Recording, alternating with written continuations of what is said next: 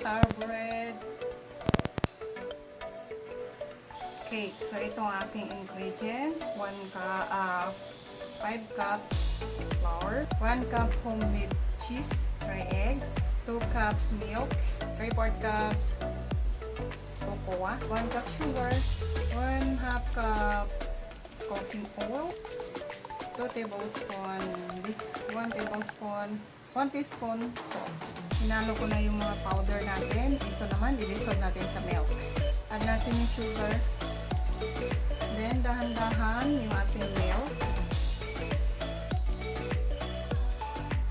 Layera natin ng langis para hindi dumikit. So, okay na siya. Lagyan na natin ng ating ingredients and then i-oven for 180 degrees for 25 minutes.